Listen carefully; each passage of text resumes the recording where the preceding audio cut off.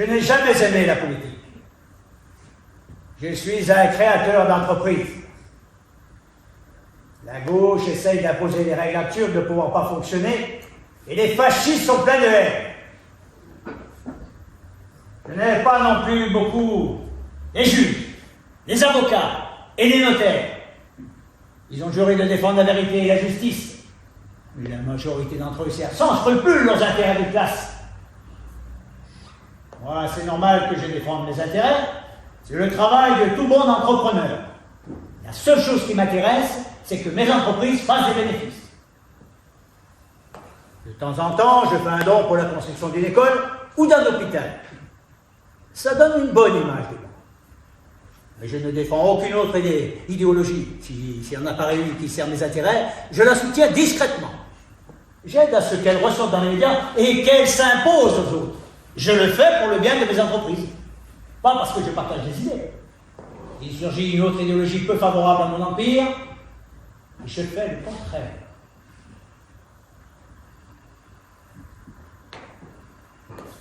Les fanatiques sont des fous. Ils prennent tout ce qu'ils font au sérieux, comme s'ils pouvaient changer le monde. C'est eux les seuls responsables des crimes horribles commis pendant la dictature. Je ne suis ni un criminel, ni un sadique.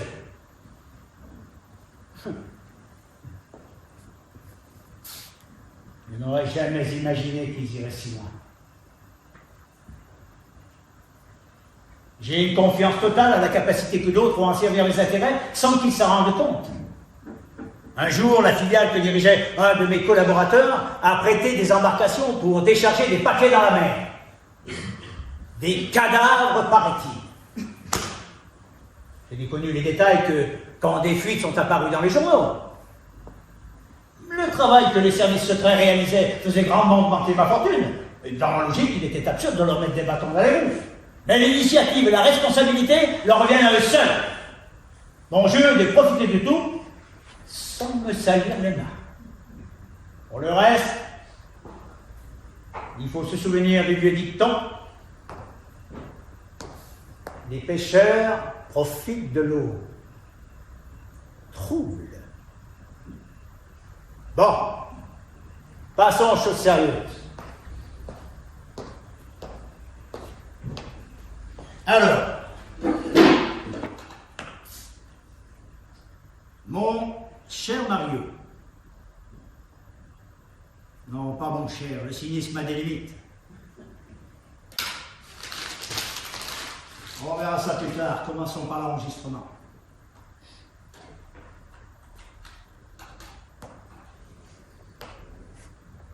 Mario, il y a des choses qu'on n'acquiert pas. Parmi elles, la santé. La santé. La santé, certes, mais aussi la classe. C'est sur la classe que je veux t'éclairer. L'une des caractéristiques fondamentales de nos sociétés est que la classe dominante possède quelque chose de comparable au titre de noblesse de la vieille Europe. C'est d'avoir un nom. L'argent n'est pas le plus important. Ce qui nous est le plus insupportable, c'est quand ceux qui sont déjà sortis du cercle fournissent des efforts pathétiques pour essayer d'y être acceptés. Cette affaire du nom est un jeu dans lequel ce qui compte le plus, ce sont les apparences. Nous avons l'art de nous faire envier pour quelque chose qui n'existe pas. C'est un jeu auquel personne ne peut nous battre. Parce qu'il n'y a rien à gagner. Celui qui croit le contraire perd son âme. Des gens comme toi, qui observent bien notre société, tu verras que les relations de classe sont basées sur la servilité. Ils le font parce qu'on leur a appris depuis l'enfance que ça doit être ainsi. Les idéologies de gauche ont raison de vouloir éduquer les gens pour qu'ils apprennent à combattre cette soumission qui les maintient toujours et encore dans la pauvreté. Moi, je combats ces idéologies parce qu'elles vont à l'encontre de mes intérêts. Dans ma famille, le grand jeu est d'être entouré de serviteurs fidèles, des gens avec une grande capacité de travail et un immense désir d'être bien considérés par notre milieu. Un milieu comme le tien, Mario? Eh oui. À l'école primaire, tout le monde se moquait de toi, tu t'en souviens? Chez moi, on se marrait en observant les efforts de ta mère pour essayer de cacher vos difficultés économiques. Je n'ai jamais oublié ta joie le jour où j'ai été demandé de l'aide parce que j'allais revenir. Être reçu chez moi était pour toi comme une promotion. Et je ne suis pas étonné que pendant la Seconde Guerre mondiale, tu te sois laissé attirer par les idées élitistes des nazis jusqu'à vouloir apprendre quelques mots d'allemand. Et que des années plus tard, tu es protégé des corpuscules d'extrême droite. Les plus fervents défenseurs de l'ordre et de la tradition sont souvent ceux qui servent nos intérêts sans appartenir à notre milieu. Des gens comme toi, Mario. Je n'aurais jamais imaginé que tu fasses tienne toutes les idées que je t'avais suggérées dans un moment de folie. Je te les suggérais en plaisantant et tu prenais tout au pied de la lettre. Ce n'est pas avoir de la classe tout ça, Mario.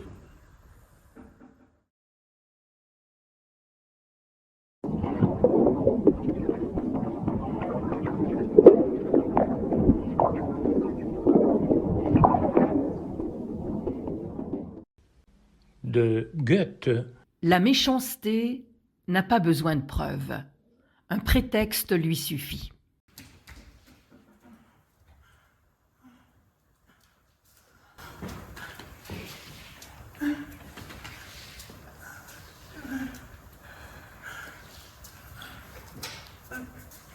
Oh.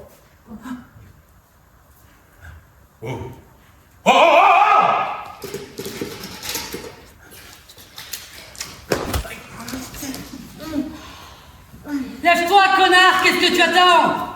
Le vite minable. Grouille-toi, pédé, t'es pas le seul qu'on doit interroger. Allez, approche, fils de pute. Ne fais pas perdre mon temps.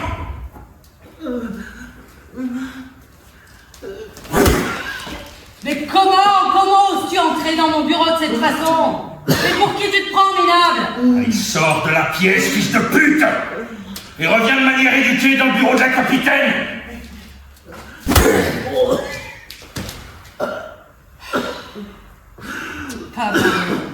Pas moyen, gueux de merde, que tu apprennes les bonnes manières. Puisque t'as l'air d'avoir tellement envie qu'on te fasse ta fête, on va passer tout de suite à l'apéro. Allez, bois. T'es bien là, t'es bien.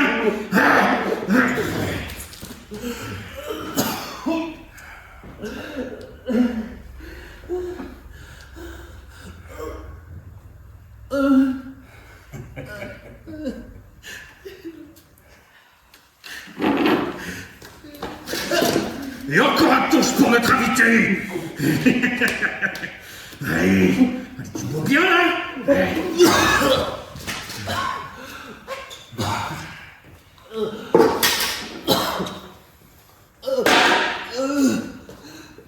Allez.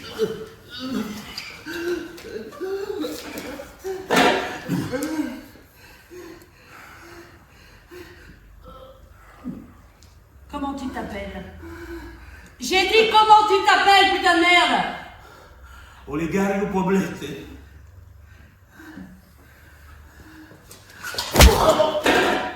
On dit madame, connard.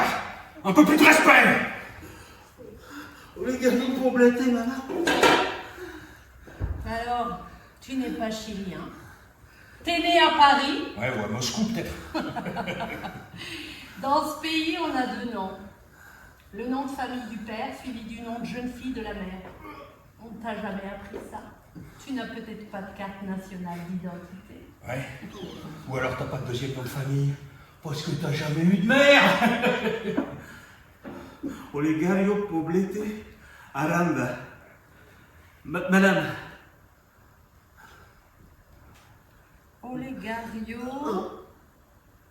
Olegario Poblete Aranda. Syndicaliste. Communiste. Terroriste, putain! Oh, la liste de tartes, tu vois. Eh ben, dis donc. T'es bien mal parti, Olegario. Ouais, tu vas pas aller bien loin. Syndicaliste et en plus pédé. Non, je suis pas pédé. Oh. Et insolent en plus, le PD, mais on te demande pas ça. Et dis donc, si t'es pas pédé, alors, dis-nous pourquoi ta pute, alors, elle est partie avec un autre, hein, Olegario? Pour te montrer qu'on te traite bien. Olegario Poblete Aranda.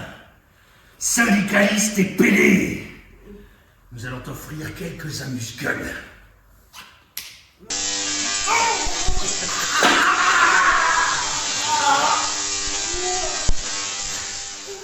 Bah, comment ça? Comment ça, les garillonnants? Bah alors, tu dis que t'es pas pédé? Mais regarde, tu cries à mon compte touche. Dis la vérité, connard. Ta petite pute de femme, elle t'a abandonné parce que t'es un pédé! 5 ans de mariage et t'as pas été foutu de lui faire un seul gamin! Passons à autre chose, pédé. Tu vas répondre à nos questions pour la fiche qu'on doit remplir. Oui, Date de naissance. 24 mai 1929.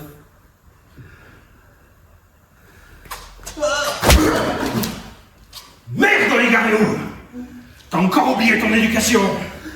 Je sais pas ce qu'on va faire de toi. 24 mai 1929. Madame, monsieur, Ton poids. Ton poids. 95. Non! Ça, c'était hier. Tu dois dire 10 kilos de moins. Alors 85 kilos. Madame. Dis donc, pédé. Il va falloir arrêter tes tremblotes, là. Parce que les choses sérieuses n'ont pas encore commencé. Les choses sérieuses, c'est plutôt comme ça.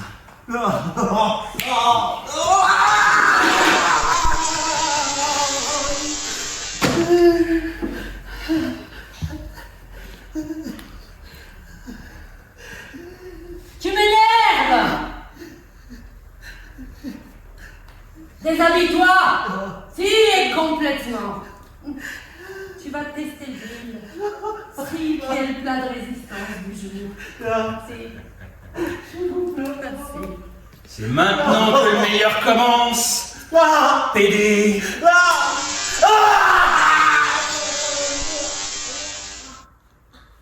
Très bien. Ne le touchez plus. Dites-lui de se rhabiller et faites en sorte qu'il se repose et qu'il récupère. Le major a dit qu'il voulait le voir très vite et en état de parler. Ta tremblote, c'est normal. Je ne t'offre pas à boire parce que c'est fatal après l'électricité. J'ai besoin de toi. Et si tu veux survivre, tu as besoin de moi. Je sais que tu as lutté toute ta vie pour t'en sortir et que personne ne t'a jamais aidé. Je sais que tu as une excellente capacité de travail et une très bonne mémoire. Alors, j'espère que tu réalises comment tes amis terroristes t'ont utilisé, n'est-ce pas? Et tu as une petite idée de nos techniques interrogatoires. Mais on t'en a donné juste assez pour que tu comprennes de quoi il s'agit. Alors, tu vas nous donner le nom de tous tes contacts. Et si tu me promets une loyauté totale, tu intégreras l'équipe d'interrogateurs dès demain.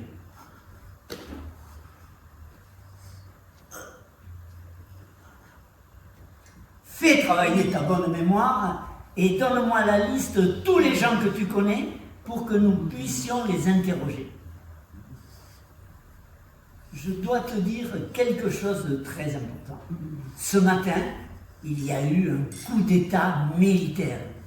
Pendant que tu te reposais de nos chatouillements d'hier soir, nous avions de chasse bombardé le palais présidentiel. Ton président socialiste n'a pas voulu se rendre et il est mort. C'est nous, les militaires, qui sommes au pouvoir maintenant. Alors tu vois, il n'y a pas photo.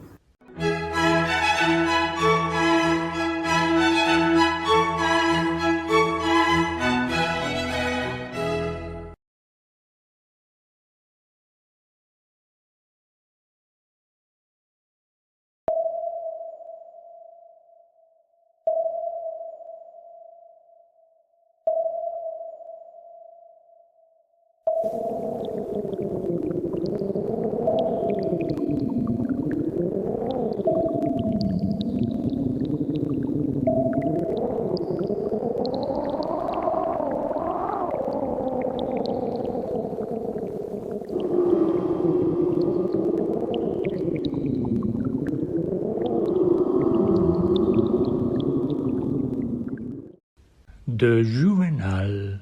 On n'arrive pas subitement au comble de l'infamie. Nous avons enfin réussi. Nous sommes au pouvoir. Putain, ça n'a pas été facile la connerie. On a un toast pour fêter la victoire. Au Chili, Au général. tous vainqueurs. Nous avons surtout réussi à éliminer les rats du pouvoir. Le plus dur a été de nous débarrasser de tous ces idiots utiles qui nous mettaient des bâtons dans les roues. Je sais pas ce qu'ils ont dans la tête. Pourquoi persiste-t-il à dire qu'Allende respectait les institutions? Et puis encore. Franchement, ils sont dangereux pour le Chili. Ils refusent de voir la réalité. Par chance, hein, le bon sens est imposé. Mais les militaires sont sensibles aux bons arguments. Le général et moi avons obtenu l'appui d'officiers de haut rang. Nous leur avons dit qu'avec les communistes et les socialistes au pouvoir, ni les États-Unis, ni le Brésil ne nous prêteraient main forte si le Pérou et la Bolivie nous attaquaient pour récupérer les territoires perdus en 1879. Et nous savons aussi que l'Argentine peut nous attaquer au même moment par le sud. Parce que les militaires sont experts en matière de stratégie. Mais ne parlons pas des politiciens. Ils ne se rendent même pas compte de la gravité de la situation. Les conservateurs, ce qui les intéresse le plus, c'est leur argent.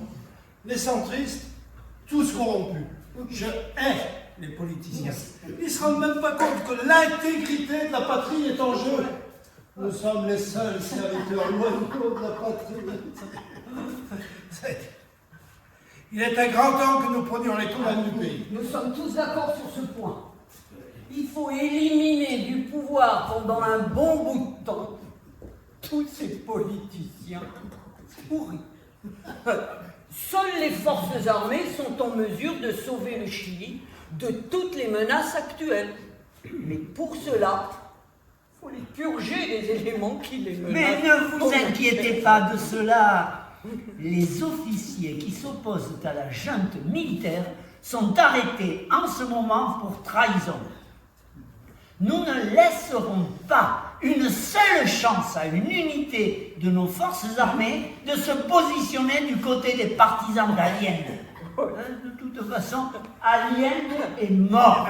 Et les troupes sont cuites s'il n'y a aucun officier pour les organiser. Dans la marine, nous avons vite réglé leurs comptes à ceux de l'escadron au mois d'août. Et cela nous a permis de vérifier l'étendue de nos techniques interrogatoires. Je vous assure que notre savoir-faire est d'une efficacité. On dit que dans l'armée de l'air, les officiers de haut rang ont été arrêtés et que les arrestations continuent, est-ce vrai? Oui, bien sûr. Nous sommes en train de le faire dans toutes les forces armées. Et aussi chez toi, dans la gendarmerie, Doris. Et dans la marine, depuis un bon moment déjà, nous avons commencé à faire le ménage.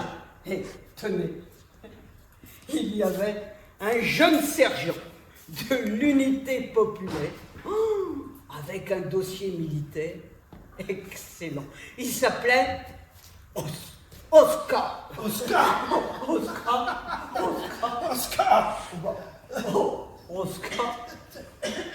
Je ne sais quoi. Celui-là, nous l'avons accusé de coller des affiches politiques en faveur d'Allende. Dans l'université où il suivait des cours. Et quoi? Pas de je ne sais quoi. Oscar, je ne sais quoi. Et quoi, je ne sais quoi. Parce qu'il se prenait pour un intellectuel, imbécile. Intellectuel de gauche. Et je ne sais pas où il se trouve maintenant, il doit se cacher. J'ai bien peur qu'après avoir dû quitter la marine, mais il a été obligé de rejoindre ses amis de l'escadron.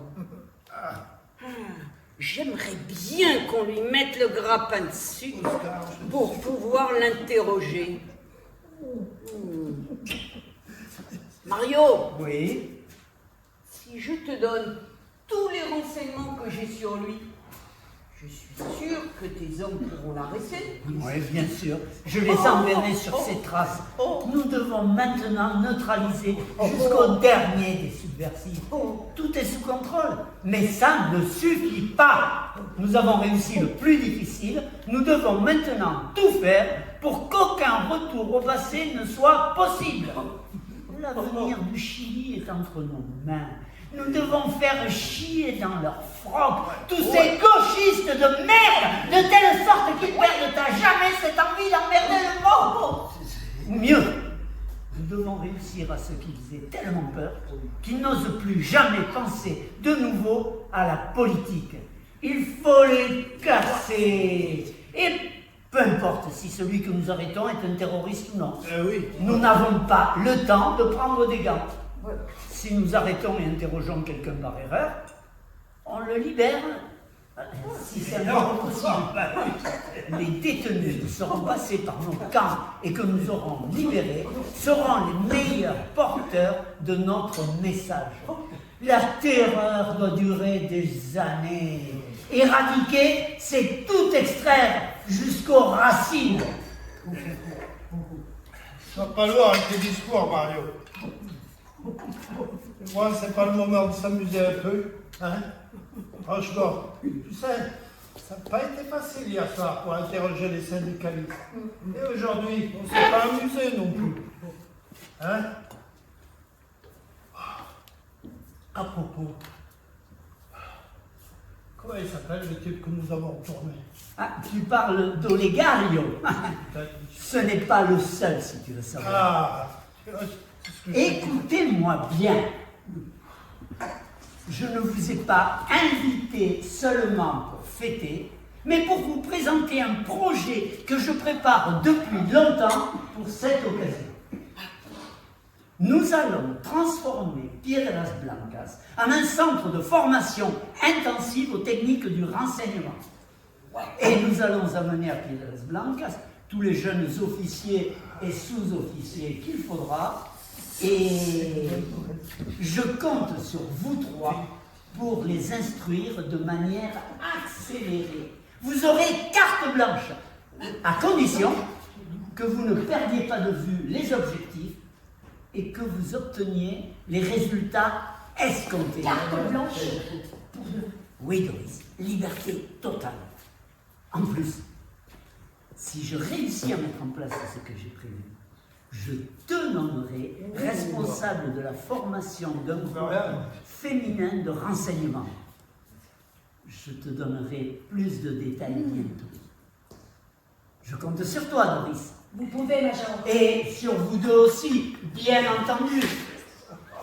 Vous avez mon appui inconditionnel. Laissez courir votre imagination sans limite.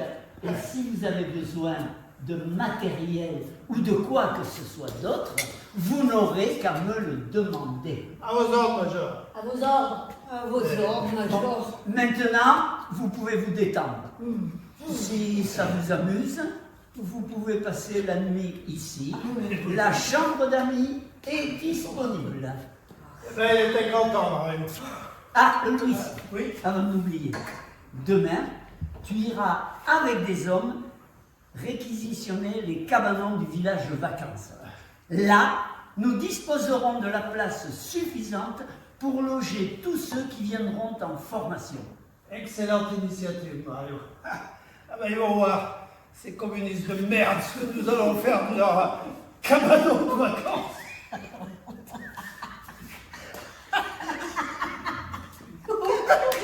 Un village de vacances. Comme si le peuple, la population, avait besoin de vacances en bonne mer. Et puis quoi encore? Bon, Franchement. maintenant, je vous suggère de joindre l'utile à l'agréable et de faire une séance de brainstorming. C'est comme ça qu'ils disent, les gringos, pour imaginer de nouvelles techniques d'interrogatoire. Et moi, je vais vous laisser parce que maintenant, je dois me reposer 2 ou 3 heures. Ça, c'est une excellente idée. On va pouvoir organiser un coup. Je ferai avaler de la merde, moi, à tous ces terroristes. La leur ou celle des autres? La leur. Mais vous êtes Et leur dégueulasse! chier de peur. Et pourquoi ne pas en profiter pour leur faire ravaler leur dégueulis pendant qu'on y est?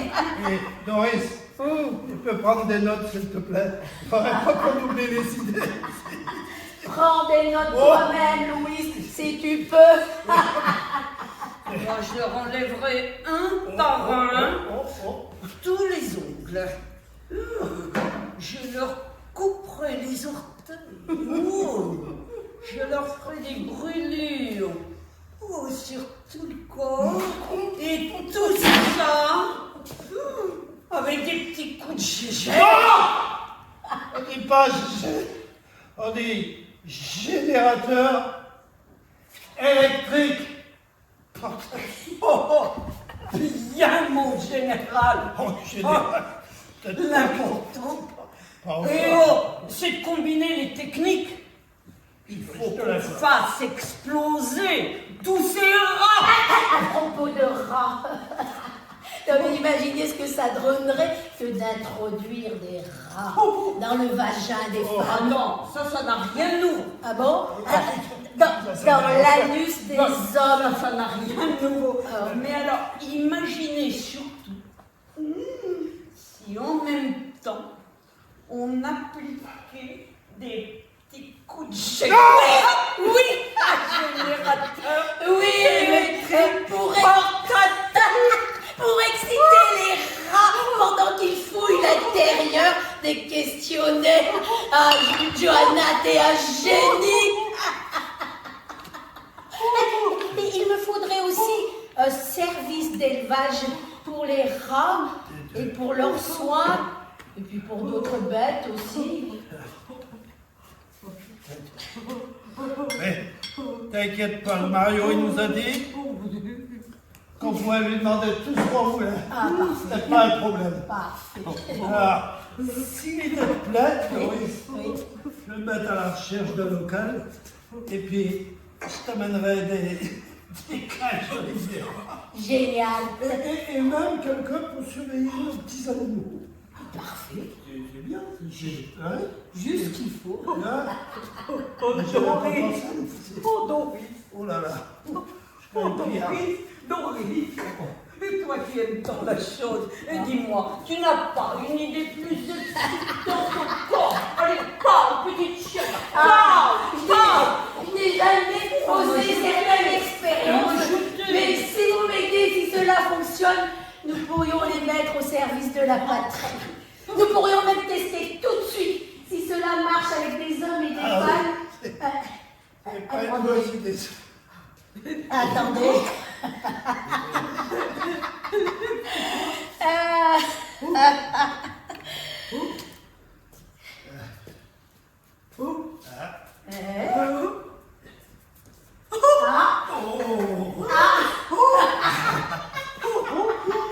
Les Allemands, faisons un pile ou face pour connaître lequel de vous deux sera le premier dans le rôle de la victime. Trinquons d'abord. Ah, Johanna. Louis. Doris. Au général. Au Chili. Chili. Au Chili. Alors, Louis. Alors. Pile ou face?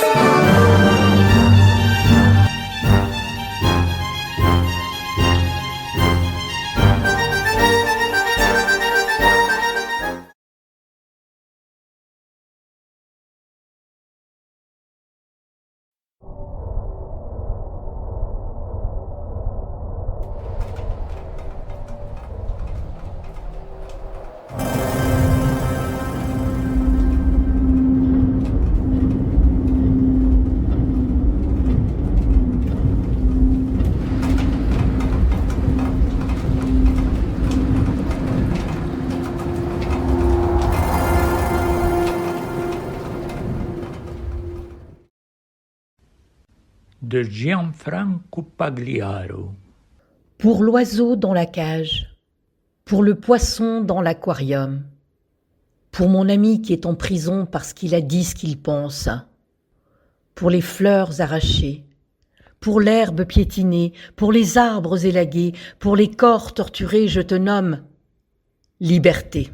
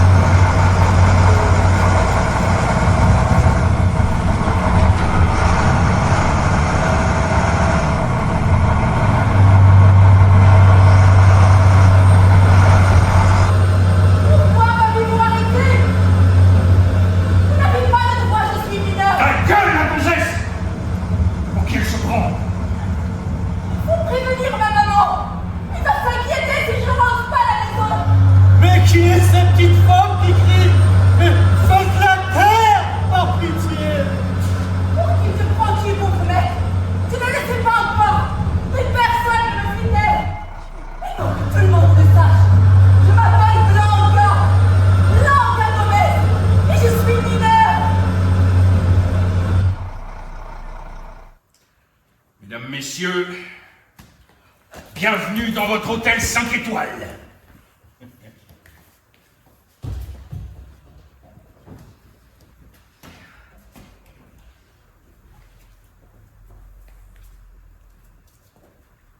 Déshabille-toi. Le reste aussi.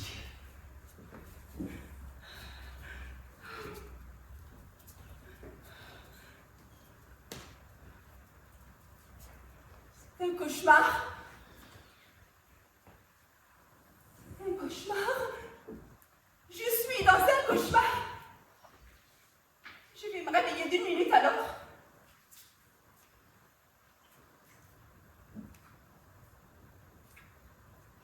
Non, je ne me déshabille devant personne. Je n'ose même pas me regarder dans la glace quand je suis toute nue.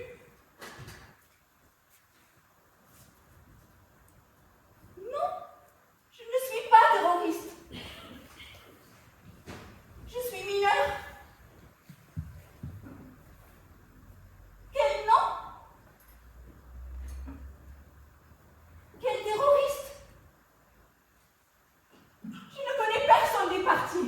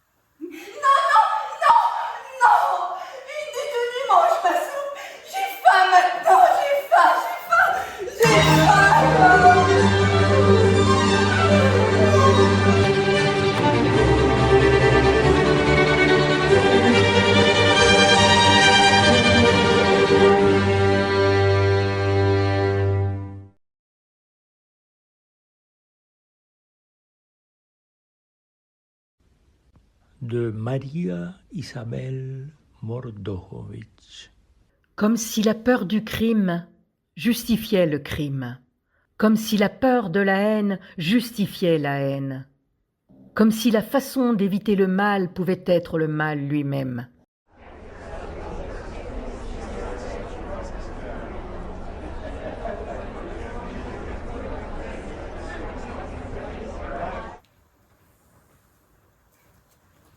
Mettez-vous à l'aise et écoutez avec beaucoup d'attention.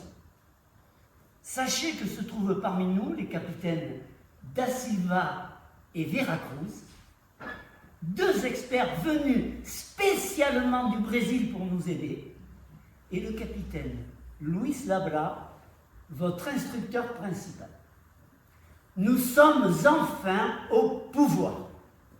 Ce que l'on attend de chacun d'entre vous, c'est un don de soi total et inconditionnel, et une obéissance totale et absolue.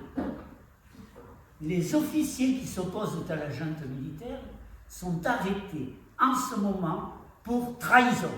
Nous devons maintenant neutraliser tous les réseaux subversifs. Voilà pourquoi j'ai créé ce centre de formation aux techniques du renseignement. Vous devez être prêts à tout pour cette noble tâche de sauver votre pays des idéologies étrangères. Elles veulent détruire les fondements de notre société. La famille, la foi en Dieu et la propriété privée. Messieurs, il s'agit d'une guerre, et nous ne pourrons la gagner que si nous y allons unis, comme un seul homme. C'est la seule façon de protéger notre pays contre ce mal qui l'afflige, le cancer marxiste, léniniste et terroriste qui s'est infiltré dans notre société. Le général a dit dans la presse qu'il veut rendre la santé à notre pays. Mais il n'a pas dit comment. Vous êtes dans notre grande école du renseignement. Le renseignement, c'est l'art et la science d'obtenir et d'analyser l'information pour savoir ce que trame l'ennemi. Vous êtes ici pour penser. Pensez donc, que fait-on si on diagnostique une tumeur maligne à un patient? On extirpe la tumeur. Je répète, on extirpe la tumeur.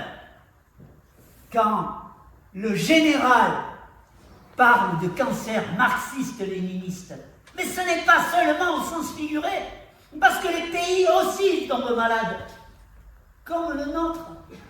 Et les conséquences de laisser dans l'organisme des cellules malades sont beaucoup plus graves que celles de détruire par erreur quelques cellules saines.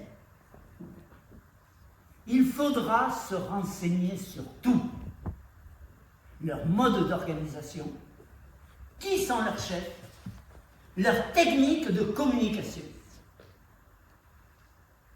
La formation que vous allez recevoir prend 2 ans en temps normal, mais vos instructeurs sont des experts qui l'ont reçu dans le plus prestigieux centre de formation, l'École des Amériques. Je vous explique maintenant pourquoi tant d'urgence pour agir. Nos services de renseignement ont appris l'existence d'un projet, d'un complot organisé par les communistes pour prendre le pouvoir. Ils veulent assassiner des personnalités de nos forces armées et aussi quelques civils emblématiques. Ils veulent changer le nom de notre pays qui s'appellerait République populaire. Ils veulent même changer notre drapeau. C'est le plan C. C'est comme un communiste.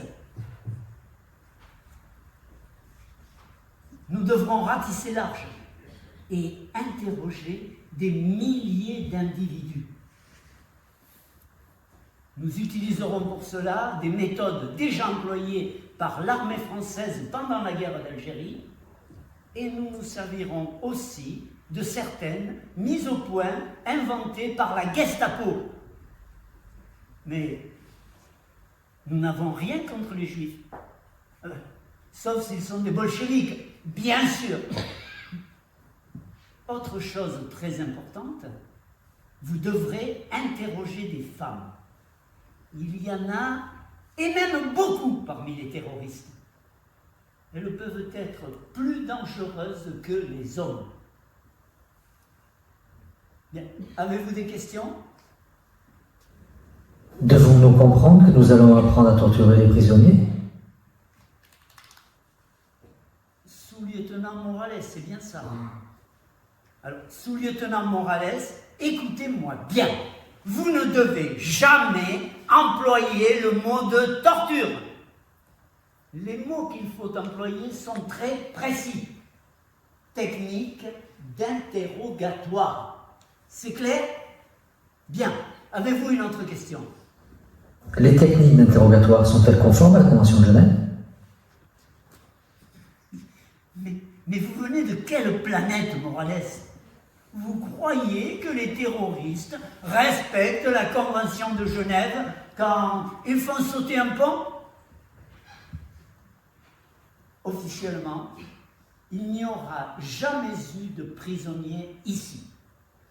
Personne ne saura qui nous sommes. Personne. Tous les prisonniers auront une cagoule. Mais, si ce lieu était découvert, je serai le seul responsable. Le seul. Vous direz que vous étiez menacé de mort si vous n'obéissiez pas. Et ça n'est pas loin de la vérité. Bien, une autre question? Mon nom est Antonio Sanchez, lieutenant au régiment de Linares. Si je n'ai pas le courage de dire ce que je pense maintenant, je ne me sentirai plus jamais digne de respect. Je suis courageux et loyal, je n'ai peur de rien, sauf de la trahison et du non-respect des promesses que je me suis faites quand je suis entré dans cette institution. Or, mes convictions personnelles m'obligent à exprimer ma volonté de ne pas participer aux sessions d'interrogatoire. Et je préfère être fusillé si c'est le prix à payer pour être fidèle à mes principes. Y a-t-il quelqu'un d'autre qui refuse de participer aux interrogatoires? Bien. Je voudrais féliciter Sanchez pour avoir dit ce qu'il pensait et être prêt à en assumer les conséquences, quelles qu'elles soient. Vous pouvez vous retirer, Sanchez. Attendez-moi dans la bibliothèque. Bien. Si vous faites bien ce que l'on attend de vous, votre carrière avancera très vite. Mais vous devez apprendre à ne rien éprouver. Et surtout pas de compassion. En temps de guerre, il n'y a aucune place pour les sentiments. Il se peut que la puanteur de certains prisonniers vous provoque des nausées. Mais on doit se contrôler. Mais vous imaginez un chirurgien qui se mettrait à vomir pendant qu'il opère son patient? Mais notre pays est gravement malade. Alors sauvez-le, sauvez-le, sauvez-le. Retête dans Vaterland.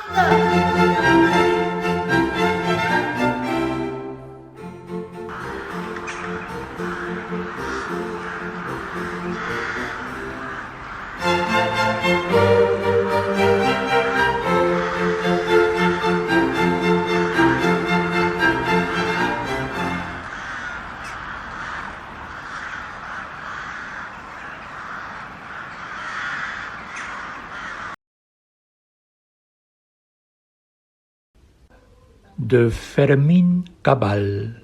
Les cris des condamnés, les lamentations des victimes, les plaintes des opprimés, on les entend continuellement, mais on ne les écoute pas. On ne peut pas les écouter. Si on le faisait, la vie serait intolérable.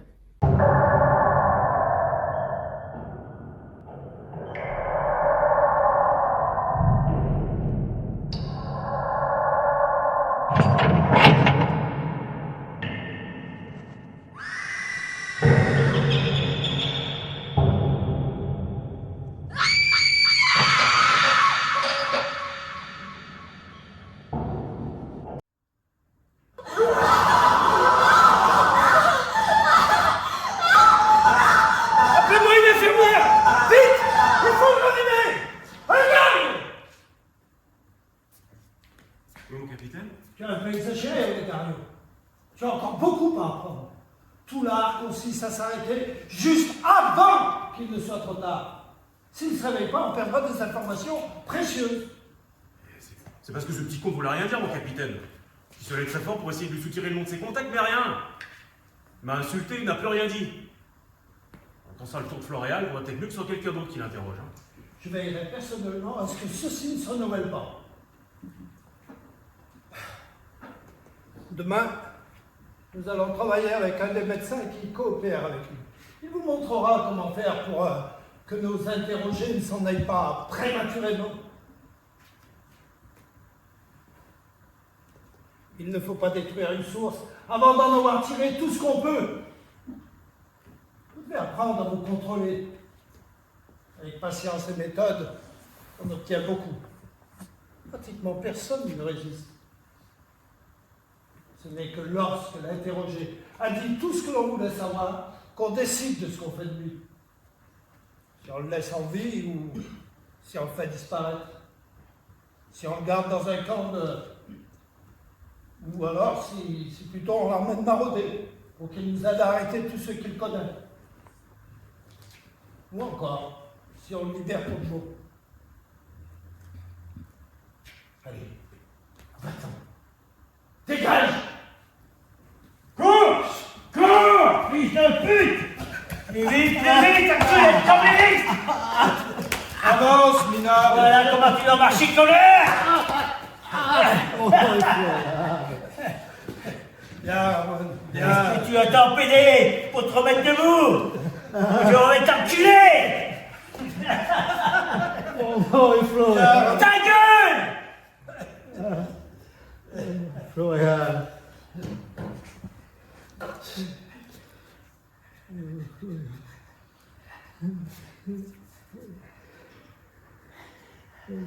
Ce n'est pas moi.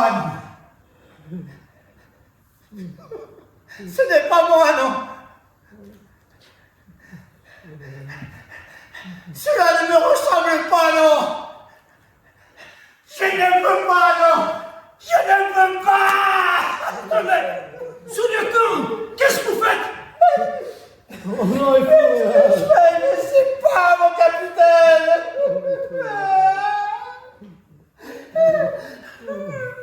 Je vous avais eu, mon capitaine. Comment mon père? Pardon. Pardon, papa, pardon. Plus jamais, je n'ai besoin de ma force. Putain, Ramon, ressaisis-toi, mon gueule. Toi, ta gueule. Continue à répéter toujours la même connerie. On verra si après le traitement qu'on va t'imposer, tu continueras à ne rien nous dire. Nous allons t'utiliser ici comme cobaye pour donner un cours aux jeunes officiers sur les techniques de pendaison. Parle maintenant. Après, ce sera trop tard. Donne-nous le nom d'au moins de tes complices. Dis-nous quelque chose d'utile pour nous. Tu vas lui attacher les poignets ensemble dans le dos. Ensuite, tu vas placer le crochet de la chaîne qui descend de la pluie entre les poignets de notre invité. Tu monteras la chaîne doucement, doucement, jusqu'à ce que notre interrogé se retrouve à 1 mètre du sol. L'effort pour se maintenir dans une position acceptable est énorme. Oui, il parle immédiatement, il ne faut plus jamais. Et tu vas te rappeler le temps que ce gauchiste de merde résistera avant que ses épaules ne lâchent. Dès que ça lâchera, tu descendras. Un mort suffira pour aujourd'hui. Exécution. Mon nom est Florian. Putain, Ramon, je vais devoir appeler Leonardo. J'ai dit exécution.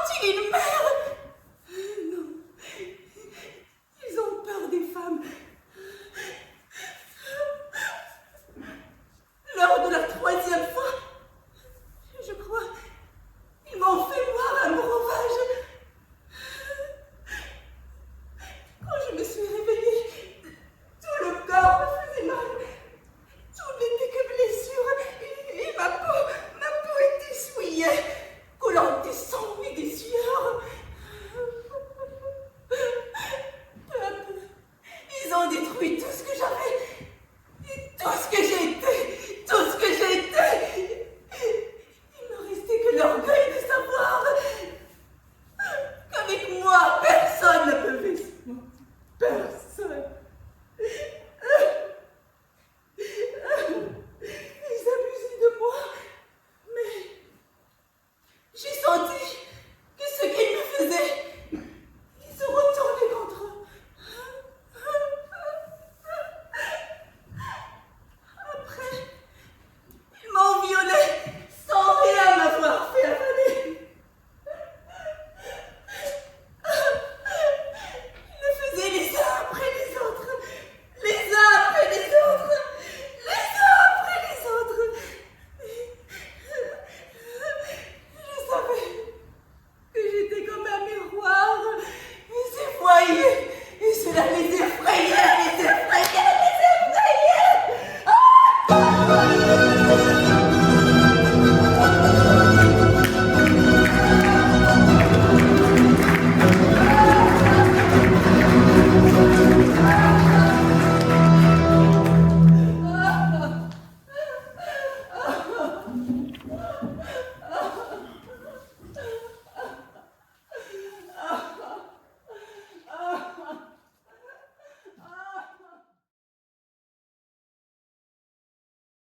De Hannah Arendt.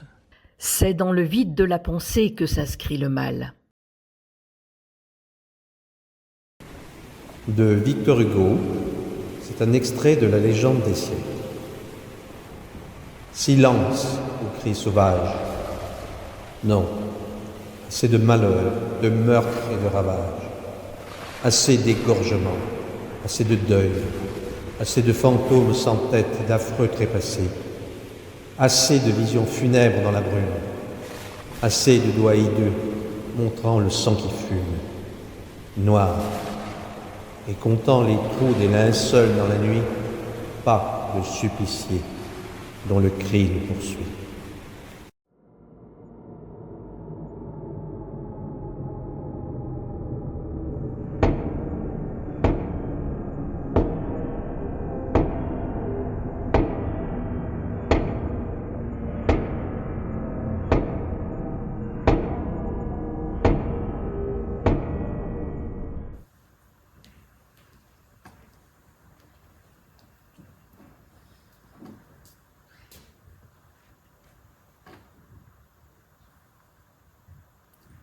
J'ai mené les interrogatoires de nombreux tortionnaires, et chaque cas est différent.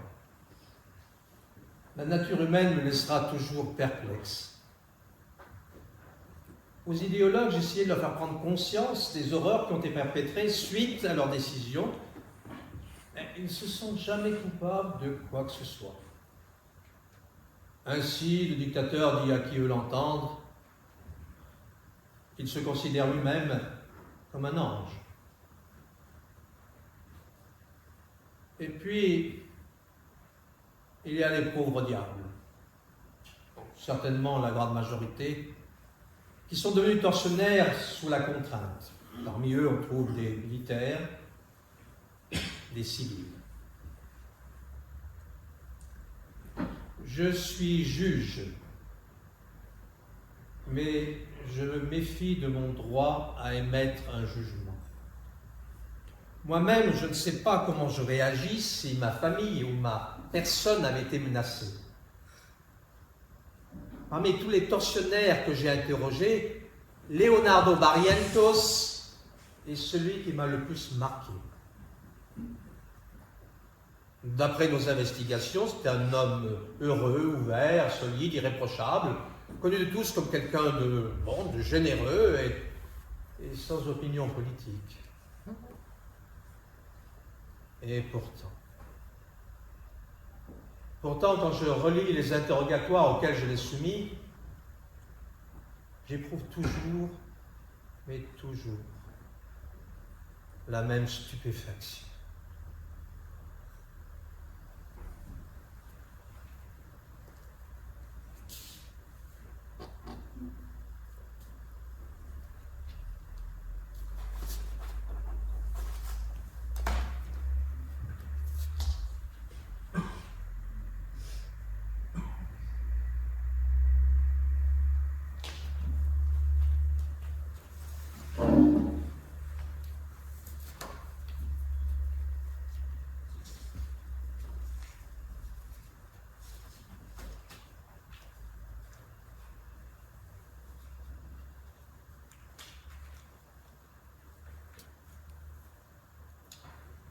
Selon les informations que nous avons de vos états de service fournis aimablement par votre hiérarchie, vous avez, entre septembre 1973 et fin 86, vous avez assuré des missions dans les localités suivantes.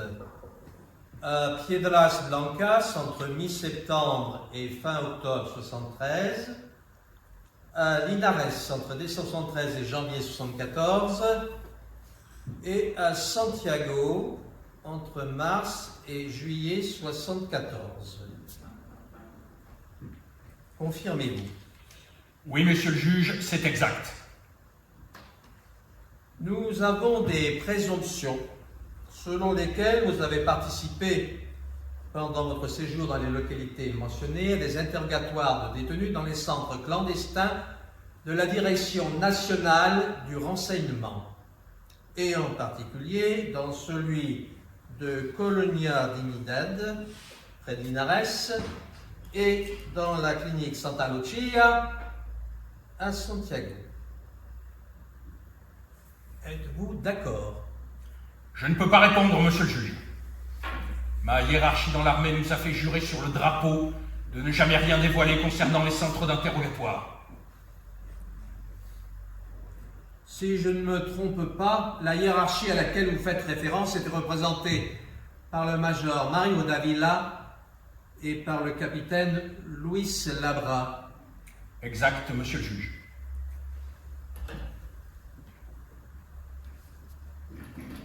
Comme vous devez le savoir, le major Mario Davila a été démis de ses fonctions et se trouve actuellement en prison pour avoir violé la loi durant la dictature.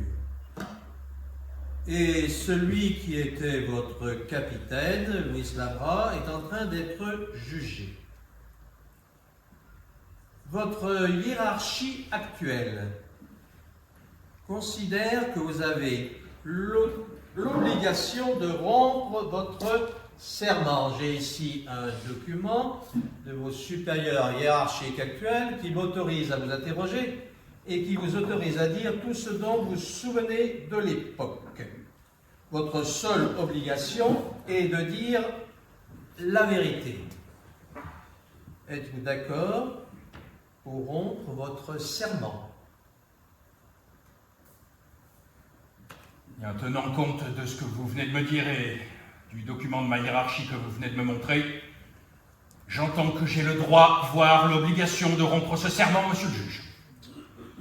Je répète donc ma question précédente. Nous avons des présomptions sur lesquelles vous avez participé à des interrogatoires de détenus dans les centres de détention que j'ai déclinés. Êtes-vous d'accord avec ces lieux et ces dates?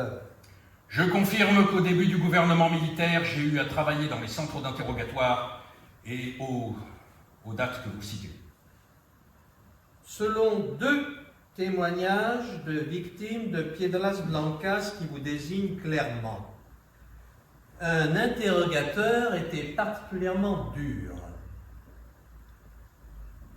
Dans la vie de tous les jours, vous êtes considéré comme quelqu'un de bon, de caractère facile, cordial et aimable avec tous. Comment est-ce possible? Avez-vous deux personnalités? Êtes-vous quelqu'un qui cache sa nature profonde? Monsieur le juge,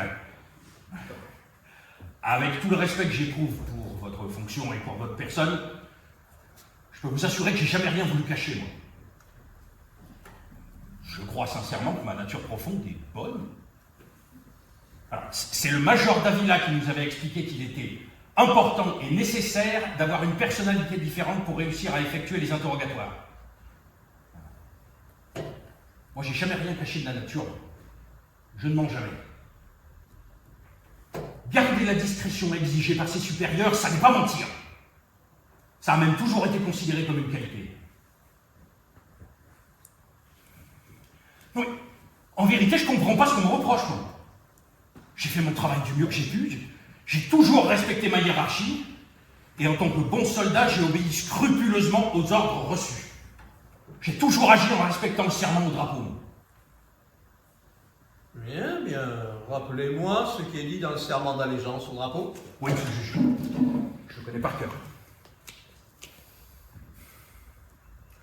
Moi, sous-lieutenant Leonardo Barrientos, je jure par Dieu et par ce drapeau servir loyalement ma patrie, en mer, sur terre, où que ce soit jusqu'à perdre ma vie si besoin, accomplir mes devoirs et obligations militaires en conformité aux lois et aux réglementations en vigueur, obéir avec promptitude et ponctualité aux ordres de mes supérieurs et faire tout mon possible pour être un soldat vaillant, honnête et aimant la patrie.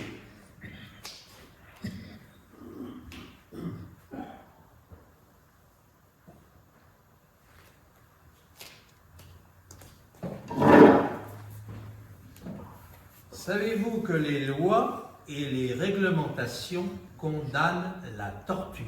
Nos supérieurs nous avaient expliqué que les lois habituelles ne s'appliquaient pas en état de siège, monsieur le juge. Tout soldat sait que la Convention de Genève pour le traitement des prisonniers de guerre existe. Et cela ne nous a pas étonné que les ordres de vos supérieurs ne la respectaient pas. Monsieur le juge, il y avait un sous-lieutenant de ma compagnie qui avait posé cette question au major Davila. Le major Davila lui avait expliqué qu'il s'agissait d'une situation exceptionnelle et qu'il n'avait pas le temps de nous expliquer tous les détails, mais que la liberté de la patrie dépendait de notre travail. Et que lui et l'état-major assumeraient l'entière responsabilité face à la loi. Et que nous, notre seule obligation, c'était d'obéir aux ordres sans réfléchir, que ça aiderait à la cohésion entre nous et que ça nous aiderait à atteindre nos objectifs. Alors si le capitaine Louis Labra vous avait donné l'ordre de sauter dans le vide, vous l'auriez fait. Oui. Oui, monsieur le juge.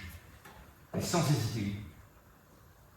Si on n'est pas disposé à obéir, il vaut mieux pas être militaire. Le capitaine Labra et d'autres instructeurs nous avaient appris à agir d'une certaine manière, et comme dans tout ce qui concerne le travail, j'ai appliqué les leçons à la lettre. Tous ceux qui me connaissent savent que j'ai toujours été très respectueux et que j'ai toujours exécuté les ordres qu'on me donnait. En effet, tout le monde le dit. On nous rapporte plusieurs cas de torture où vous seriez impliqué. Commençons par Piedras Blancas. Je voudrais avoir votre version pour 2 cas. Le premier est celui d'un jeune qui se faisait appeler Floréal. Un jeune qui a été atrocement torturé, que personne n'avait réussi à faire parler, malgré tout ce qu'on a pu lui faire subir. Pendaison, gégène, coups et j'en passe. Son corps n'était plus qu'une plaie lorsqu'on vous a demandé à vous de le faire parler. Est-ce vrai? Exact, monsieur le juge. Comment avez-vous procédé? Je lui ai dit tout simplement que s'il ne donnait pas les noms de ses complices, je lui arracherais un par un tous les ongles qui lui restaient. Et quelle a été la réaction du détenu? Il a dit tout simplement « Mon nom est Floréal ». Et qu'avez-vous fait? J'ai commencé à lui arracher les ongles un par un. Et après chaque ongle, je lui posais à nouveau la même question. Et puis lui, il donnait la même réponse. Combien d'ongles l'avez-vous arraché? Je ne sais pas exactement combien, monsieur le juge. Je lui ai arraché tous ceux qui lui restaient. Et avez-vous obtenu des réponses? Non. À chaque fois, il répondait « Mon nom est Floréal ». Et que lui avez-vous dit lorsque vous en avez fini avec les ongles? Que je fais pareil avec ses yeux. Alors c'est ça que vos instructeurs vous avaient appris? Mais oui, c'est ce que les instructeurs brésiliens Da Silva et Veracruz nous avaient appris pour les cas les plus difficiles. Mais avez-vous réalisé que ce que vous étiez en train de faire aux prisonniers était un traitement inhumain contraire à la Convention de Genève? Oui, mais comme je vous l'ai dit précédemment, nos supérieurs nous avaient expliqué que la situation, c'était pas celle d'une guerre conventionnelle. Et que c'était la seule manière d'obtenir des résultats. Et qu'ils assumeraient l'entière responsabilité de ce que nous faisions.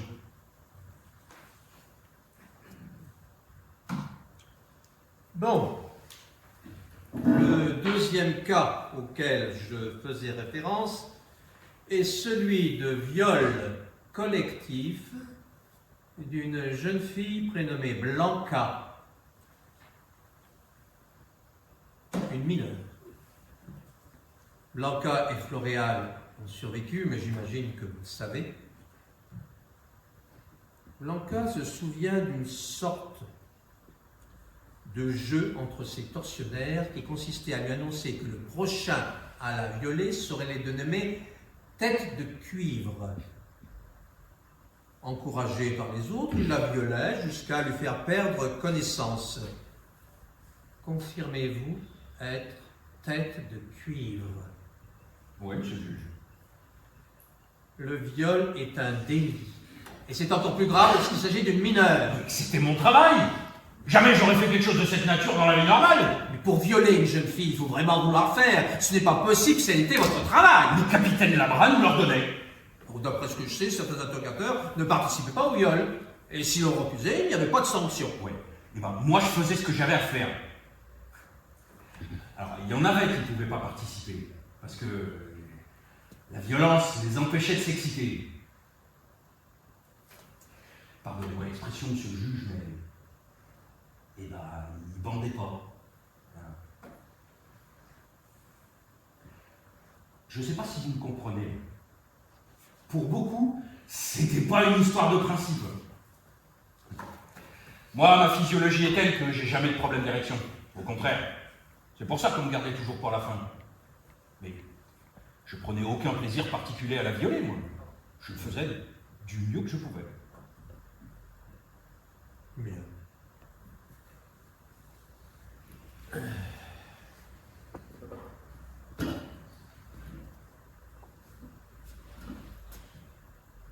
30 années se sont écoulées depuis les faits. Et je voudrais savoir ce que vous ressentez, si vous ressentez aujourd'hui des remords pour ce que vous avez fait pendant le temps qu'a duré la dictature. C'était mon travail. Je vois pas pour quelle raison je devrais éprouver des remords. Alors j'avais des collègues qui n'avaient pas la capacité de participer lors des interrogatoires.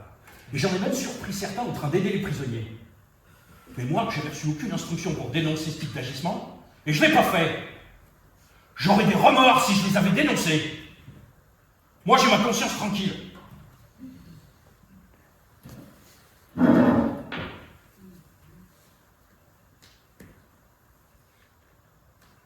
Bien. Je souhaiterais vous poser quelques questions à titre personnel. Ça m'aiderait à mieux comprendre. Mais on n'est pas obligé d'accepter. Non, je suis d'accord, monsieur le juge. Bien. Alors dites-moi ce que vous avez ressenti face à la souffrance insupportable de ce Floréal quand vous l'avez torturé si cruellement. Le major Davila nous avait ordonné de laisser de côté nos sentiments. Alors moi, j'ai appliqué la méthode qu'on nous avait enseignée et j'ai réussi à ne rien ressentir. Et vous n'avez pas été effrayé par l'horreur de ce que vous étiez en train de faire? C'était mon travail. Vous n'avez jamais eu de compassion pour cette jeune fille Blanca? Le major Davila nous avait expliqué que nous ne devions pas ressentir de compassion.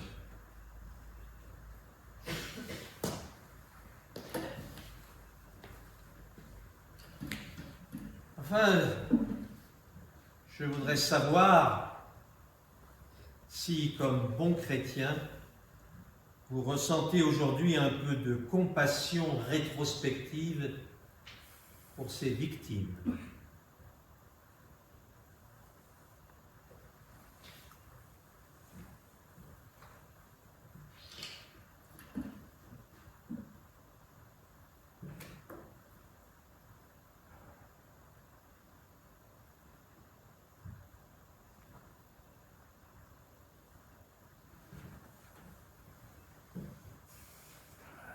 Oui, monsieur le juge. Parce que maintenant, on sait que le plan C du Parti communiste, c'était un mensonge. Et on sait aussi que de nombreux terroristes, c'était des bonnes personnes. Moi, j'ai obéi aux ordres. J'y suis pour rien. Tout ce que j'ai fait, c'est de la responsabilité de ma hiérarchie. Je ressens de la compassion, comme n'importe quel être humain normal.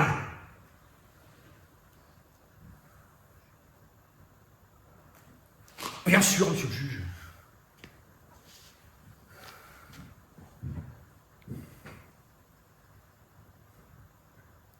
Comme n'importe quel être humain normal.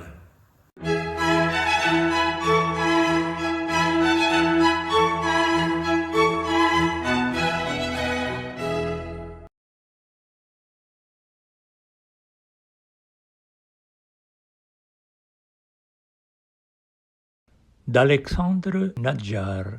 L'exil m'a appris que l'absent qu'on aime ne s'éloigne jamais.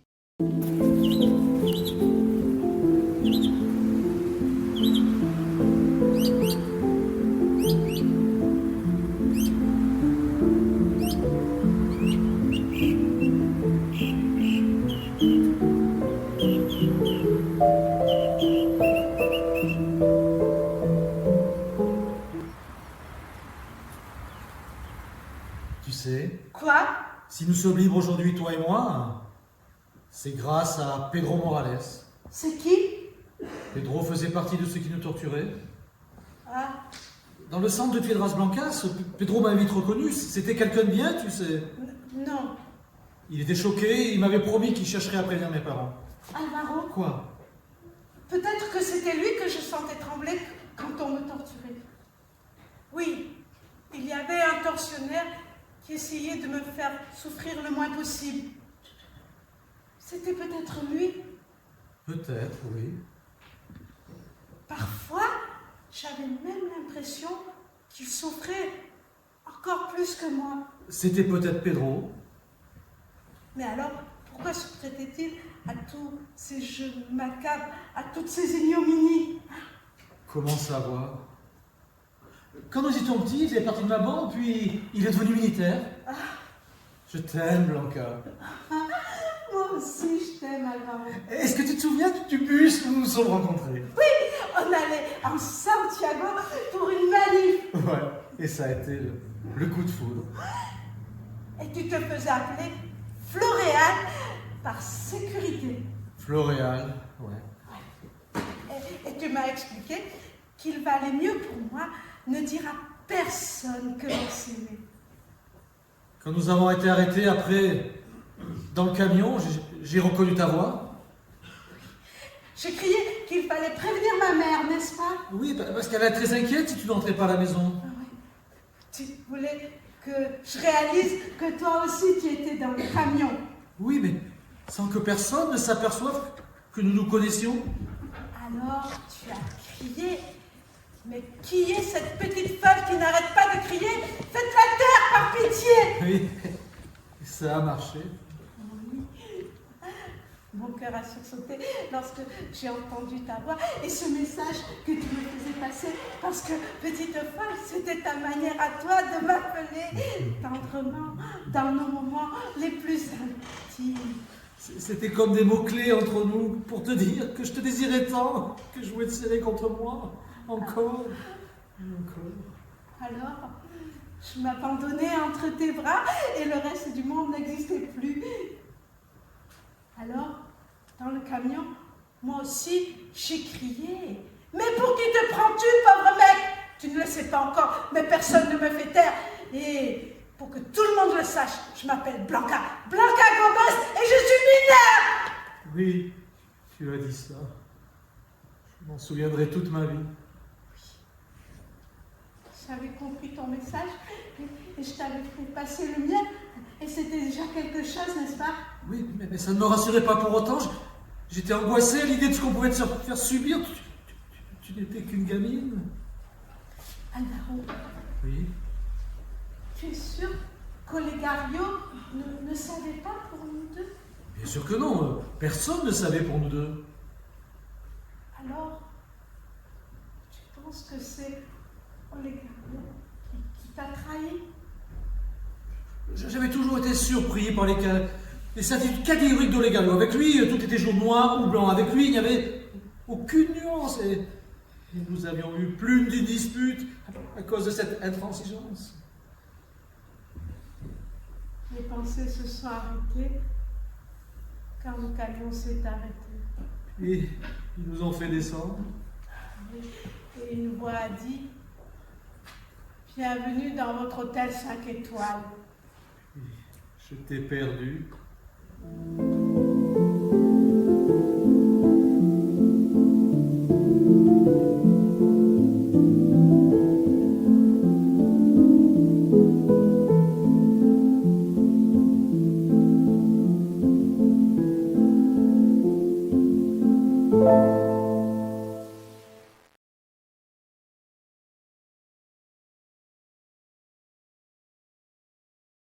De William Faulkner.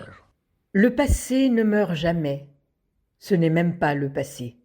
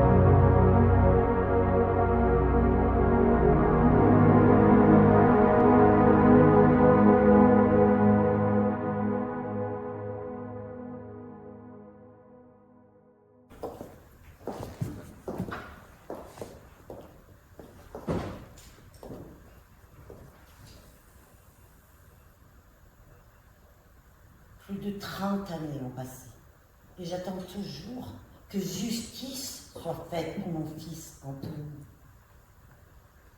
Il y a 2 ans, son ami Pedro Morales, un sous-lieutenant honnête, rédigea plusieurs lettres, juste avant de se suicider, dont une qui m'était adressée.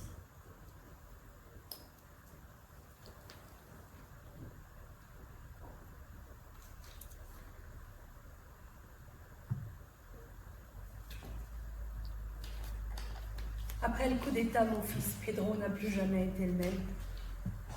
Moi, je craignais pour sa vie parce que les autorités parlaient de groupes terroristes contre lesquels l'armée se battait. Pedro me confirmait que c'était lui qui m'avait fait savoir qu'Antonio avait été tué. Cette fois-ci, il disait qu'il avait compris qu'Antonio avait été assassiné. Parce que la date qu'on m'avait donnée de sa mort était celle du jour où Antonio avait refusé de suivre la formation à la torture. On a appris que son compagnon d'armes, Antonio, était mort lors d'un raid. On n'a pas connu les détails, mais un officier venait dire à la mère d'Antonio que son fils était mort en héros. Pedro ne savait même pas qu'Antonio était mort, mais quand sa mère avait parlé du supposé assaut, il avait compris qu'Antonio avait été exécuté le jour même.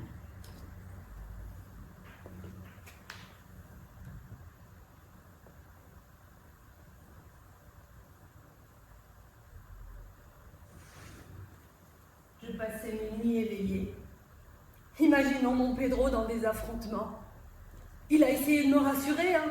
Il m'a dit que je ne devais pas m'inquiéter, qu'il se battait pour sauver le pays, et que je devais même être fière de lui. Alors je lui ai dit, mais comment ne pas s'inquiéter quand on voit ce qui est arrivé à Antonio? Il m'a lancé un regard. Comment sais-tu ce qui est arrivé à Antonio, maman? J'ai eu l'impression qu'il voulait me cacher ce qu'il ressentait. Il m'a dit qu'à son arrivée sur la côte, il avait été séparé d'Antonio. Pedro Morales laisse un témoignage écrit. où il révèle le courage exemplaire dont Antonio avait fait preuve.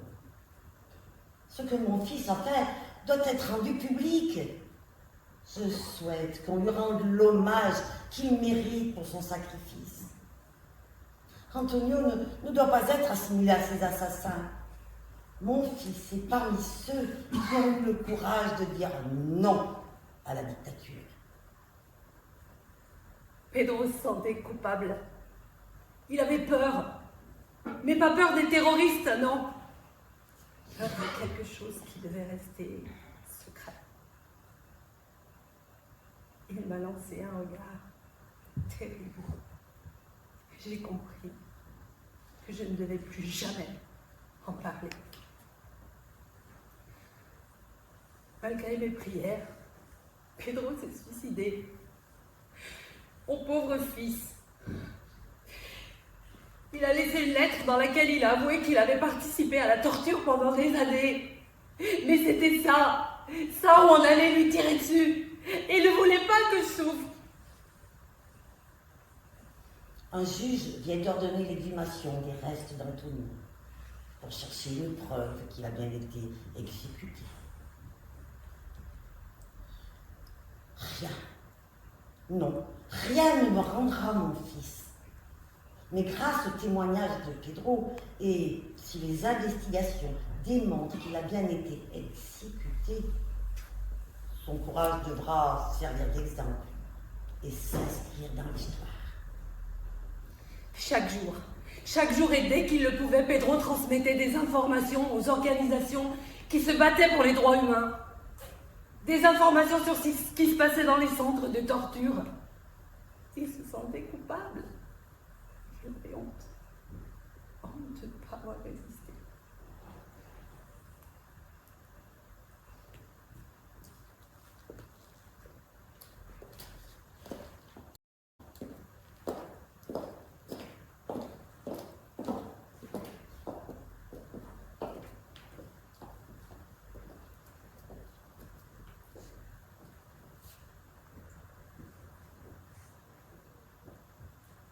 Ma femme et moi, nous étions morts d'inquiétude en nous demandant où pouvait se trouver Alvaro, notre fils, quand nous avons entendu sonner la porte.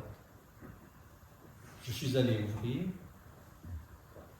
Il n'y avait personne. Et j'ai vu une lettre que quelqu'un avait glissée sous la porte.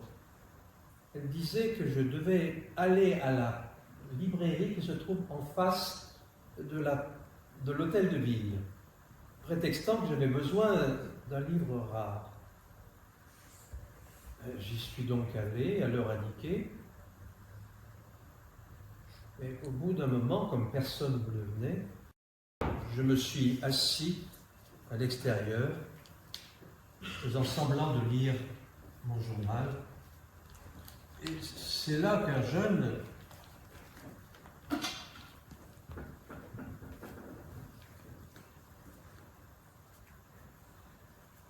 Votre fils Alvaro est vivant, mais en danger de mort.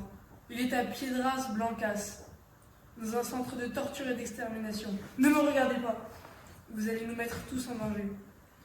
Si j'ai d'autres informations, je vous les ferai parvenir. Profitez de vos contacts et de votre argent pour essayer de faire sortir votre fils de l'enfer où il se trouve. La plupart des gens n'ont pas une position comme la vôtre. Vous connaissez tout le monde. Cela pourra vous aider.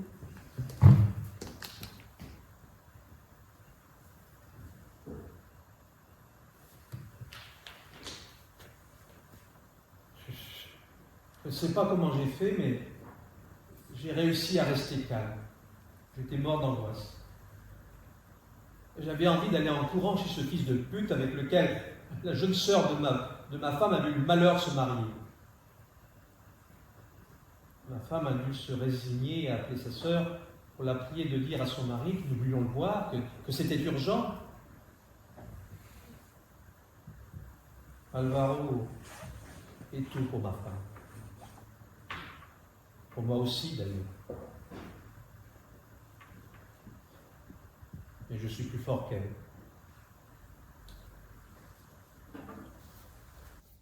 Heureusement, j'avais pris mes précautions et réussi à ce qu'on garde Alvaro vivant. Quand ma femme m'a dit que mon beau-frère voulait me voir d'urgence, je lui ai dit de venir tout de suite, mais de venir seul, tout seul. J'allais enfin tenir ce gars en position d'infériorité. Depuis le premier jour, il m'a pris de haut. Il est plein d'argent. Et nous étions les parents pauvres de la famille. Ils ont eu ce qu'ils voulaient. Ils devraient nous remercier. Nous avons extirpé les communistes.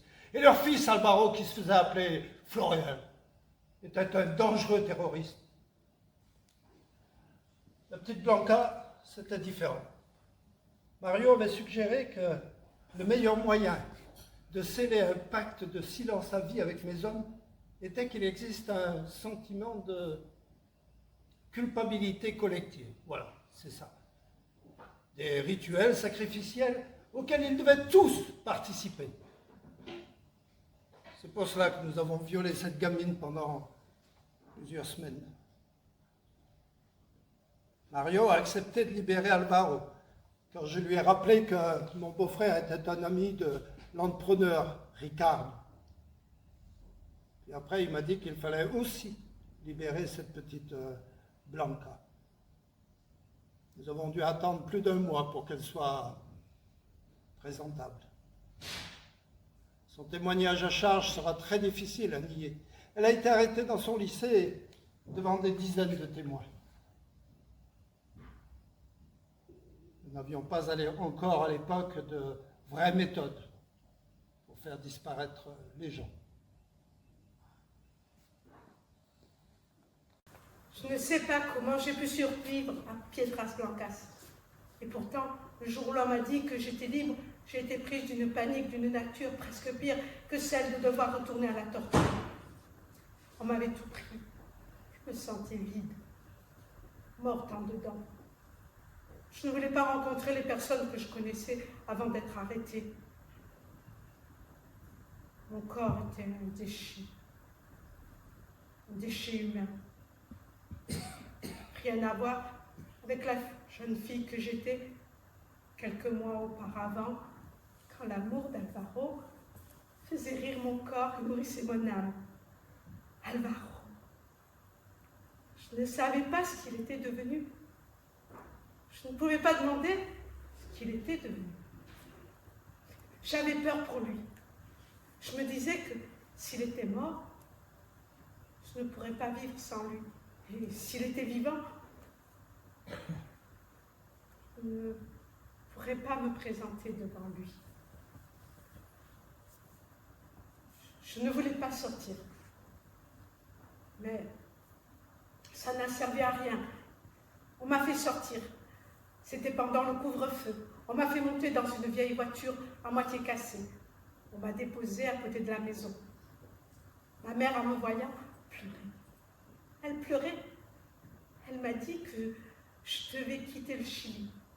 Je devais partir en exil en France, où un monsieur appelé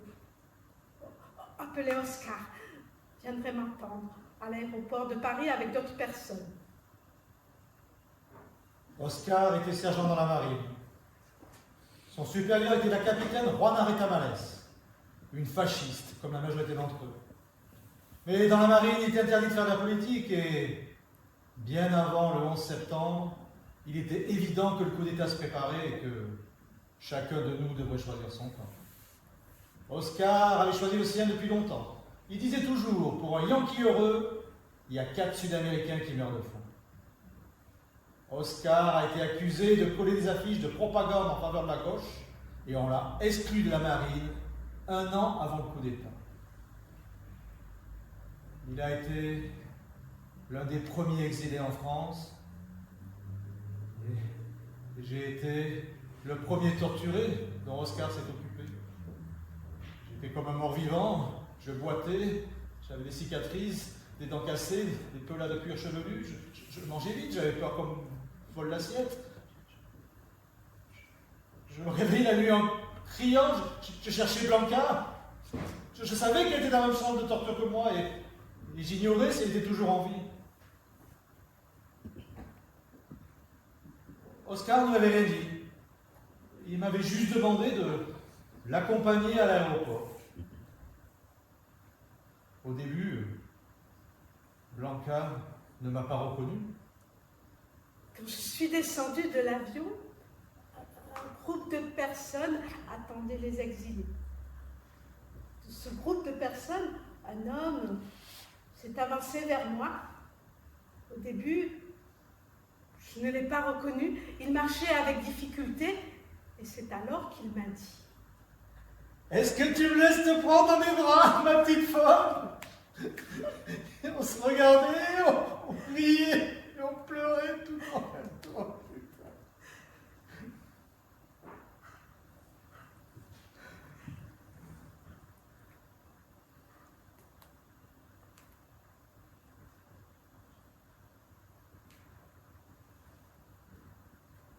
Les enfants des militaires qui étaient en vacances jouaient à côté d'un cabanon. Le cabanon où l'une de mes amies était enfermée. Elle était enfermée dans ce cabanon et elle était torturée.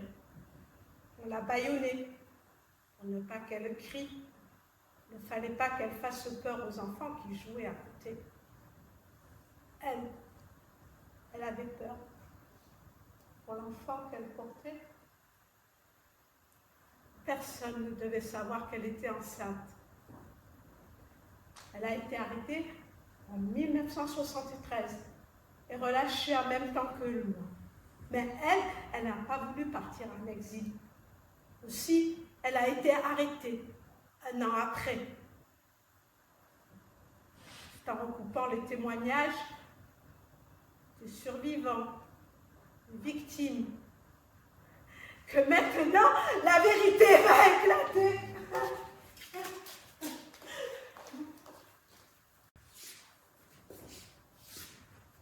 Je ne sais pas pourquoi ces gens-là ont tant de haine. Il se peut qu'ils manquent de religion. Ils inventent des horreurs qui font beaucoup de mal. Ils ne savent pas ce qu'ils font.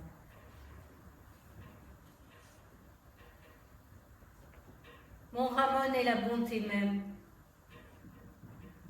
Il a toujours été très délicat avec moi et avec nos filles. Je me souviens des moments merveilleux que nous avons vécus pendant nos vacances d'été dans le village de vacances, tout près de Piedras Blancas, où Ramon travaillait parfois. Notre plus jeune fille jouait toujours avec la fille aînée de Leonardo Barrientos. Leonardo aussi est mis en examen.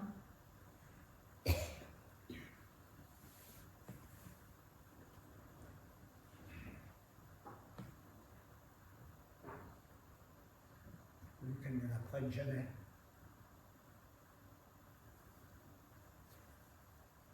Tout le monde était au courant que les forces armées avaient pris possession de la station balnéaire du Playa d'Arbela.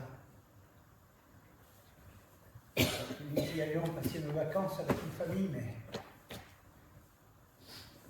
mais pas du reste. Presque personne ne sait encore que ce lieu est utilisé en parallèle comme lieu de vacances et comme école de torture. Personne ne savait que c'est là qu'ils amenaient les prisonniers de Piedras Blancas. Après la fermeture du premier camp de détention, c'est là que Leonardo et moi avons travaillé comme instructeurs.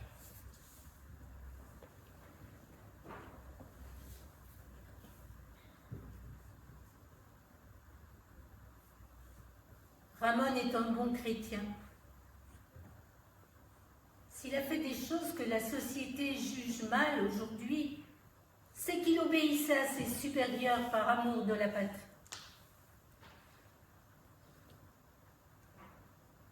Après le coup d'État, Ramon a été mobilisé pendant des mois. C'est lors d'une de nos rencontres qu'il m'a dit qu'il était monté en grade, que son salaire avait beaucoup augmenté et qu'il voulait qu'on se marie le plus vite possible.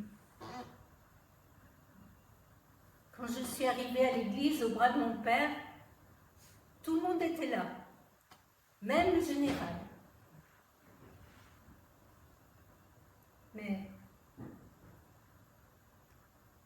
lors de la nuit de noces, rien ne se passa comme je l'espérais. Il m'a dit qu'il avait vécu des choses très dures. Pendant cette nuit, j'ai perdu ma virginité parce qu'il m'a pénétrée avec les doigts. Quand il est revenu passer un week-end avec moi, je l'ai fait boire. À moitié ivre, il m'a pénétrée brutalement. Heureusement, je suis tombée enceinte.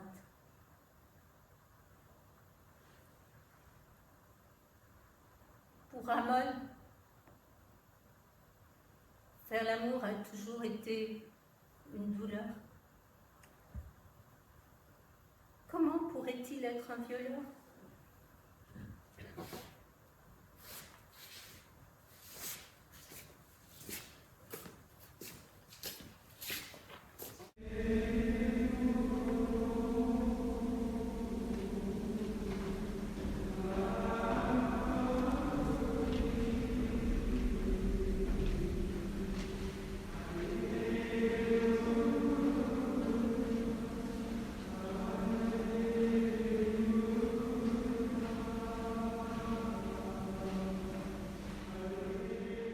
J'ai l'impression d'avoir passé ma vie à exercer un apostolat pour soulager de leur remords tous ceux qui ont participé au difficile travail de ramener l'ordre et de rendre la raison au pays.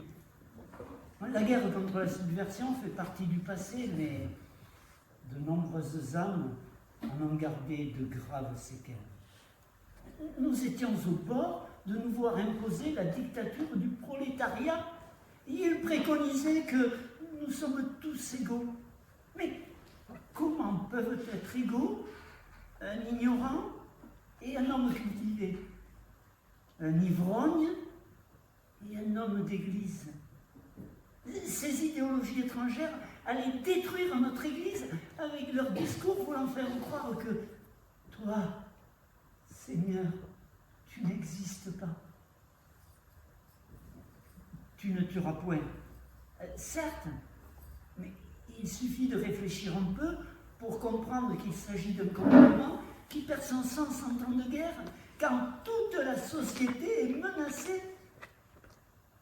Le drame, c'est que de nombreux soldats se sentent coupables d'avoir exercé des actes violents contre des subversifs.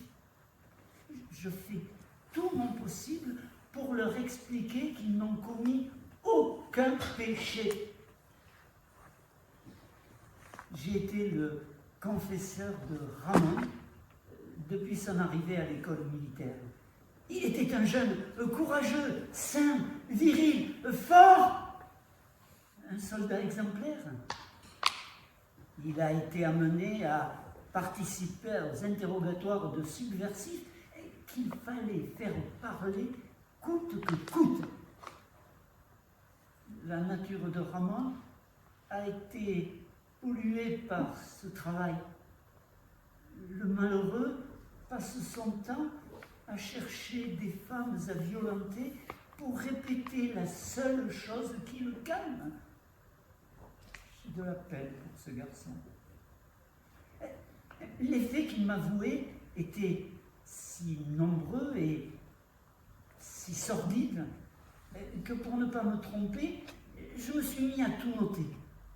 Mais grâce à Dieu, j'ai compris très vite que je devais tout faire disparaître lorsque les enquêtes et les jugements ont commencé. Parmi les terroristes, il y avait une jeune fille de mauvais genre, nommée Blanca. Et parmi les méthodes d'interrogatoire préconisées, Ramon devait la violenter. Seigneur, je ne sais pas si ce fut bien ou mal, parce que je ne suis pas soldat, je ne suis qu'un modeste aumônier. Alors j'ai décidé de faire confiance à nos forces armées. j'ai aussi été le confesseur du major Luis Labra. Si je n'avais pas entendu les confessions de Ramon, j'aurais continué à penser que le major Labra était un homme en tout point exemplaire. Bien sûr, il incitait ses hommes à violenter les femmes subversives. Ça peut se comprendre. Mais aussi, il allait avec d'autres officiers dans des lupanards où il s'enivrait et abusait de ces femmes-là. Mon rôle est d'aider spirituellement toutes les âmes qui souffrent. Mais je dois aussi ramener à toi, Seigneur, celles qui se sont égarées.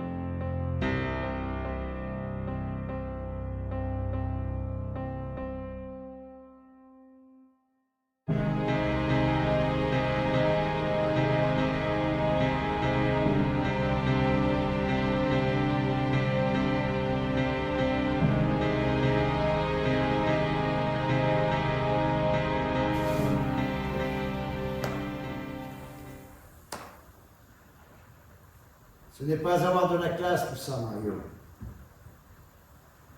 L'art des gens comme moi est de ne jamais se salir les mains. Je t'ai fait croire que tu étais devenu mon ami, mais je ne t'ai jamais considéré comme mon ami. Et je n'ai jamais eu le courage de te le dire. Rien ne peut me rendre complice de tes crimes. Tu les as commis de ton propre gré, poussé par un désir de grandeur pour te sentir digne d'une amitié inexistante. J'aurais pu t'éviter la prison. Et pourquoi l'aurais-je fait? Cherche une seule chose en toi qui mérite d'être sauvée. Moi, j'ai cherché, Mario. Mais je n'ai rien trouvé. Bon. Passons à la lettre maintenant. Mario tout court, comme dans l'enregistrement. Mario, je ne peux quitter ce monde sans te dire ce que je dois te dire. Mario, je ne peux quitter ce monde sans te dire ce que je dois te dire. Depuis quelques années, je prépare un enregistrement pour toi.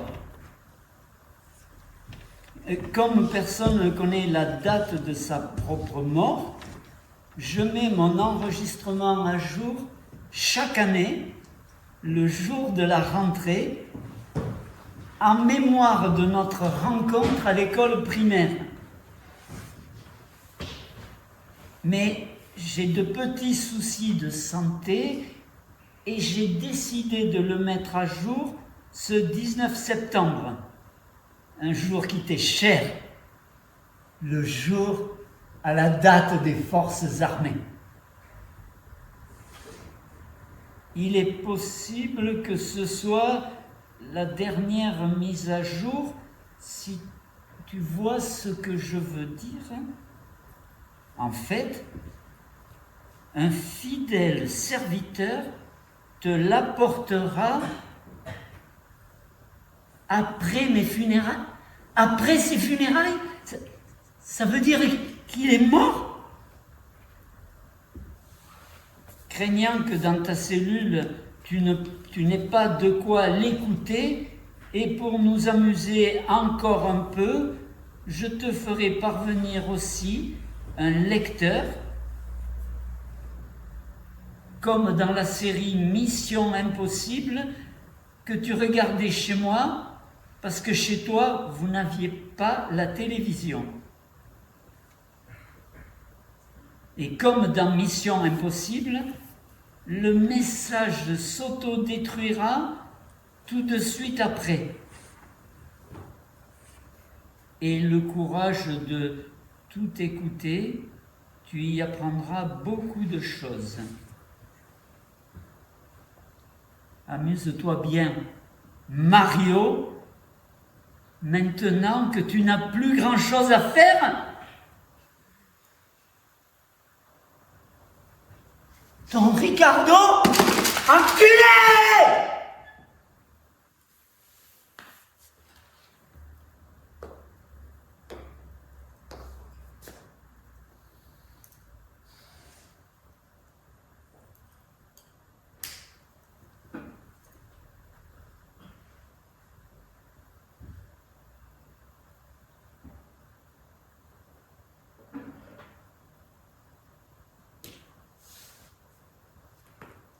Amis, jusqu'à ce que la mort nous sépare,